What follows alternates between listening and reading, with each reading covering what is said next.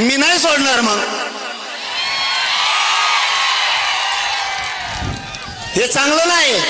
देवेंद्र फडणवीस साहेब,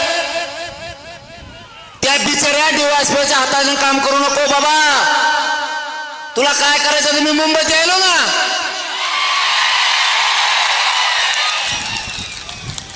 त्या बिचाऱ्या डीवायएसपीला कशाला अडचणी जाणतो. मी यायलो मुंबईला, आपण भेटू. तो घरापुढेच आहे. मी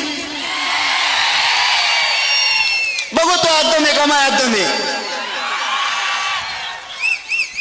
विनाकारण नाही डावचायचं. मराठा जाती शांत आहे आणि शांततेतच काम करतात. अँब्युलन्स आली रस्ता देतात, पोलिसाला अडचण आली पाण्याच्या बाटल्या देतात. केलंय आम्ही ते. आंतरवाली 2 करोड पेक्षा जास्त मराठी आले होते. पोलीस बांधवाला एवढा सुद्धा त्रास होऊ दिला नाही आमच्या बांधवांनी. लिंबाच्या झाडाखाली बसा म्हणून सांगितलं, जेवण आणून दिलं. आम्ही नाही विचार केला. आमच्या लेकराबद्दल इतका वाईट विचार करू नका. तुम्हाला सगळ्या पोलीस अधिकाऱ्यांना हात जोडून शेवटची विनंती आहे, माझ्या लेकराला त्रास देऊ नका.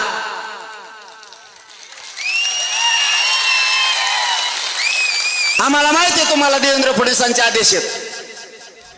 त्याला मी आहे ना. आरक्षण नाही दिलं ना, जाऊन दे आता मुंबईत गेलो सांगतो. इथून कशाला आधीच पळत होती. पळापळी सुरू झाली. तुम्हाला माहित नाही, दिसतंय फक्त. मराठ्यांची दखल घेतली नाही, लक्ष दिलं नाही. पण आतून अशी फाटली.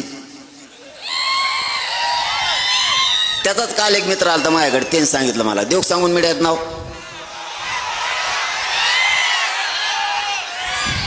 म्हणलं मला जाऊ देवा, म्हणलं मला काय देणं घेणं नाही.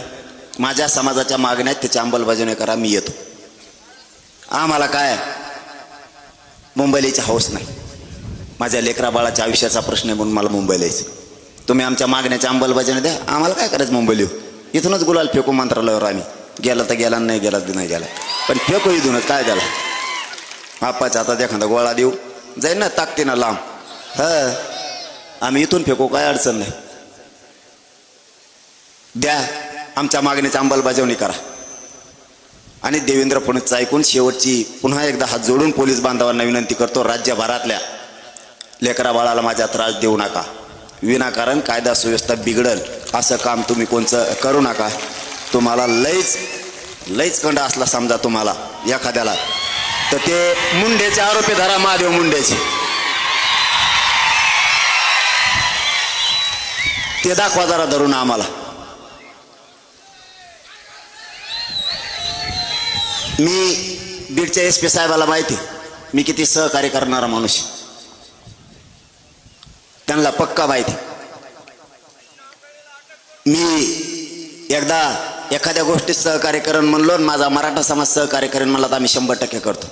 आजची केलेली चूक देवेंद्र फडणवीसची ऐकून करायला नको होती. कारण DJ म्हणजे हे दहशतवाद्याचं हत्यार नाहीये.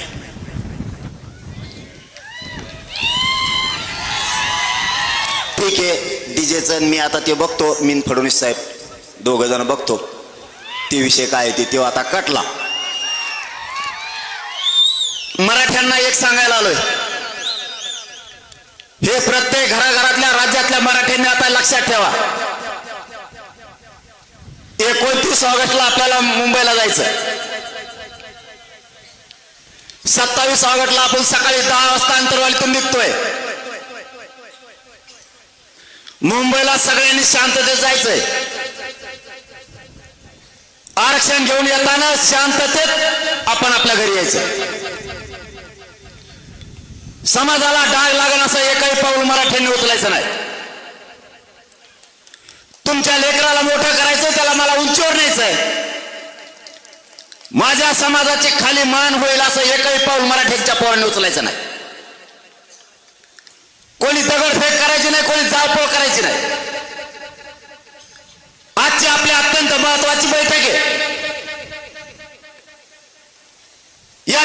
जिल्ह्याच्या नगरीतून राज्यातल्या सगळ्या मराठ्यांना सांगतो तो शब्द आता कायम ठेवा.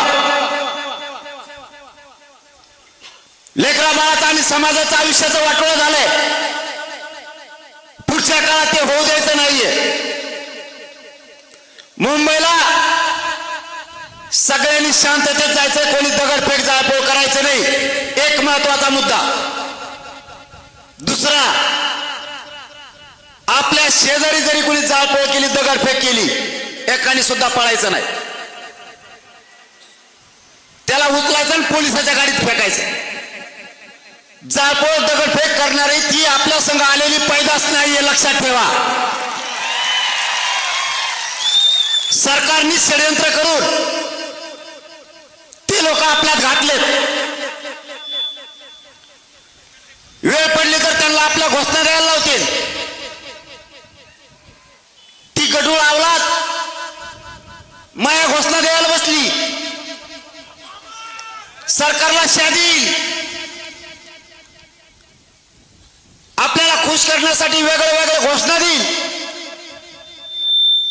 आणि त्यांचेच लोक पाठवलेले म्हणते फडणवीस देत नाही.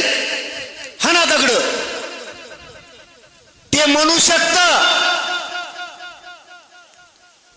त्यामुळे ते आपलं नाही. आपल्यापासून 5 फुटावर जरी दगडफेक झाली तरी लक्ष द्यायचं नाही. सरळ चालायचं मुंबईकर. माहित नाही म्हणायचं आम्हाला ते कोणी. तू तो उद्योग बघ तिकडं, फडणवीस तू हे पोलिस, चल निघ. एकाने सुद्धा हालायचं नाही. भूमिका दुसरी, बीड जिल्ह्यातल्या प्रत्येक घरातल्या माणसानं घरी राहायचं नाही. आणि या बीड जिल्ह्यातूनच राज्यातल्या मराठ्यांना सांगतो, मग बापा हो, शेवटची फाईट आहे. अशी जमून हाणायची. मराठ्यांच्या डोक्यावर आरक्षण घेऊन विजयाचा गोला लाट टाकायचा. माग फिरायचं नाही. बस झालं माग फिरा फिरा. आता इथं कटाळा आलाय. उपोषण करू करू मग आता फेस पडलाय. शेवट फाईट. आता सोडायचं नाही मैदान. काम तिसरं आणखीन 2-3 दिवस हातात येत तुमच्या. बीड जिल्ह्यासह महाराष्ट्रातल्या सगळ्या ग्रामपंचायत सदस्याला फोन लावायचे.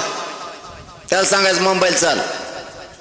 सरपंच, माजी सरपंच, चेअरमन, पंचायत समिती, जिल्हा परिषदचे मेंबर, सगळ्या पक्षाचे अध्यक्ष, जिल्हा प्रमुख, नगरसेवक, सभापती, उपसभापती, नगराध्यक्ष, महापौर, आमदार, मंत्री, खासदार, माजी आमदार आणि विशेष राहिला महत्वाचा म्हणजे भावी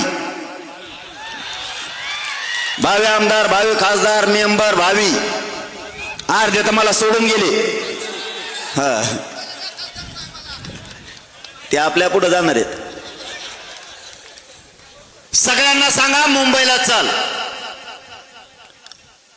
तुम्ही त्यांना काय बोलू नका, तुम्ही डोळ्यावर येऊ नका. मावशी होत तुम्हाला काम सांगतो. आम्ही मुंबईला गेलो, माग कोण गल्लीत हिंडत आहे आम्हाला काय माहित. महाराष्ट्रातल्या सगळ्या मावल्यांनी एक काम करायचं. इकडं गल्लीत कोण हिंडत आहे मला हळूच नाव सांगा. त्याचा बाजारच उठतो, पाळणाच.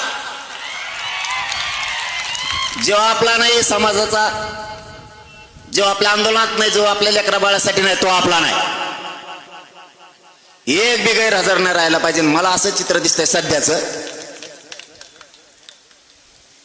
जातवान अस्सल मराठ्यांचे खानदानी अवलाद आहे ना, ती घरात यावेळी झोपूच शकत नाही. त्याच त्याला अपमान वाटणार आहे घरी झोपल्यावर. कारण घरच्या माय मावल्या, घरची ताई त्याला म्हणणार आहे. सगळा महाराष्ट्र झुंजतोय तिकडं मैदानात. सगळा महाराष्ट्र तिकडं लढतोय आपल्या लेकरा बाळासाठी. तुम्ही घरात झोपलात. त्यालाच त्याची जिंदगीची लाज वाटणार आहे की मी मराठा असून सुद्धा घरात झोपलोय. चौथं काम, डॉक्टर, वकील, मास्तर आणि श्रीमंत राजकारणी मराठी यांना म्हणा एवढ्या वेळेस तुमच्या गाड्या बाहेर काढा. कावळे हागू नये म्हणून झाकून ठेवते ते वरून.